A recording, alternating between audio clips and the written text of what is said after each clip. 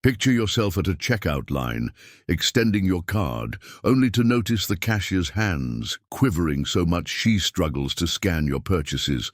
You inquire why, and her eventual response reshapes everything you understood about bravery, compassion, and standing up for what's just. Stay with me until the finish. You won't believe what unfolded when one lone father chose not to remain quiet.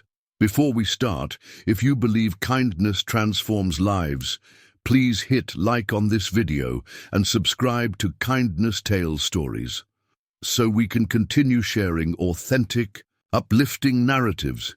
It was dusk at a quaint grocery shop in Portland, Oregon. The place was calm, with only a few shoppers strolling leisurely through the aisles.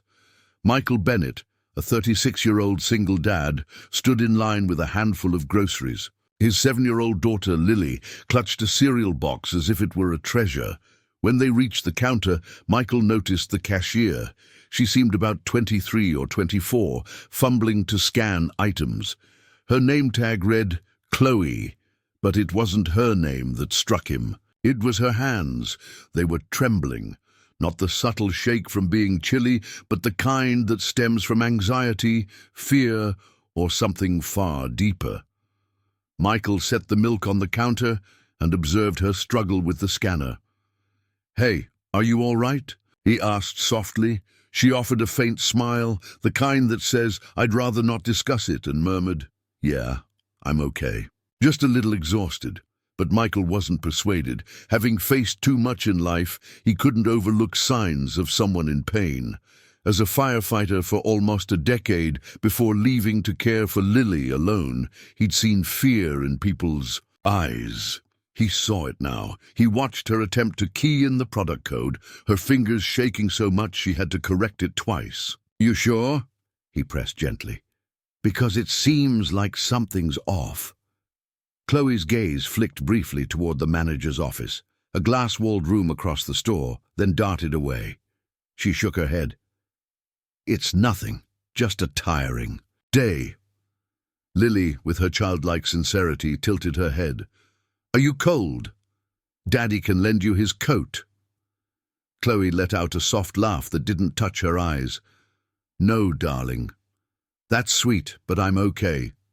Michael's instincts told him. She was concealing something. He wanted to probe further, but he didn't want to humiliate her in front of others.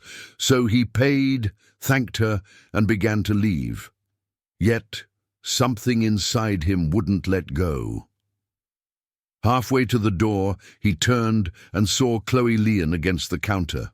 For a moment, as if trying to steady herself, then the store manager, a burly man in his 40s with a constant frown, stepped out of his office and snapped something at her in a low, harsh tone. She stiffened immediately. That was when Michael knew this wasn't about fatigue.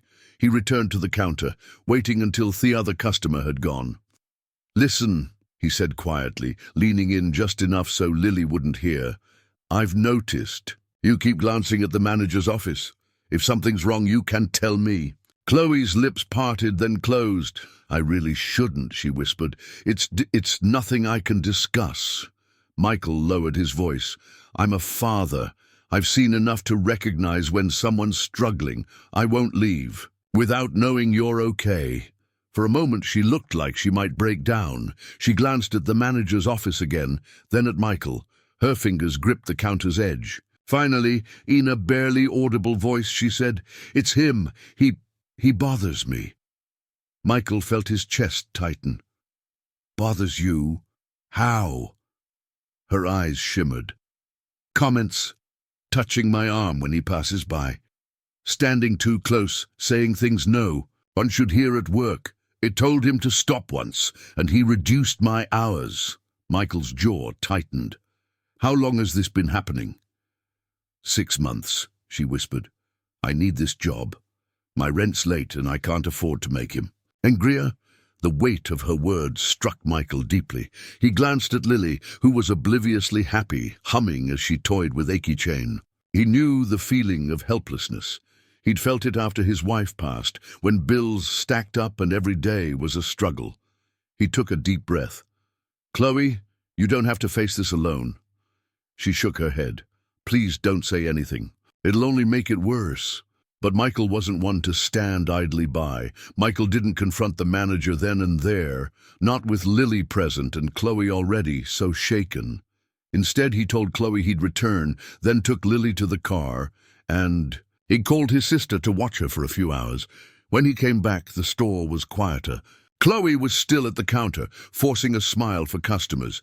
Michael waited until the line cleared before approaching again. "I know you asked me not to get involved," he began, "but I can't act like I didn't hear what you said." Chloe's eyes widened in panic. "Please, Michael!" "I'm not going to yell at him in the middle of the store," he reassured her. "But I know the law. There are ways to stop him, and I'm willing to support you if you report this." Her lips quivered. I'm terrified." "I know," he said gently, "but courage isn't about not being afraid. It's about doing what's right despite fear." After a long pause, she whispered, "What if no one believes me?" Michael leaned closer. "Then they'll have to deal with me. I've seen men like him before, and they get away with it because people stay quiet. Not this time." Slowly, she nodded.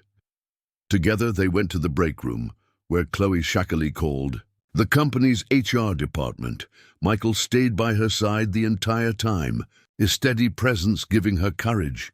She detailed the harassment, naming the manager, and explaining how her hours were cut when she resisted. The HR rep promised an investigation and said she wouldn't have to work her next shift until it was sorted. When they stepped out, the manager saw them together and scowled. "What's happening here?" he demanded. Chloe's voice trembled, but she stood taller. "What's happening is that I've reported you." The man's face paled. You can't." "I can," she said, surprising herself, "and I did." Michael stepped forward just enough to make his presence felt. "You're done intimidating her. If I hear you've so much as glanced at her wrongly again, you'll have more than HR to answer to." The manager stammered, but said nothing. As they left, Chloe exhaled shakily. I can't believe I did that." "You did," Michael said with a gentle smile, "and you're braver than you realize." She looked at him with gratitude in her eyes. "Thank you for not walking away." He shrugged. Sometimes the teeniest act of compassion can transform someone's world. Later that week, Chloe called Michael to say the company had suspended the manager pending a full investigation and offered her extra hours at another location. Michael smiled as he hung up. Lily, overhearing part of the call, asked, "Daddy, is she okay now?" "Yes, sweetheart," he said, pulling her close, "because sometimes you just have to stand up for someone, even if you barely know them." If this story moved your heart, remember kindness is more powerful than we realize. Even a simple question like, "Are you all right?" can transform someone's life.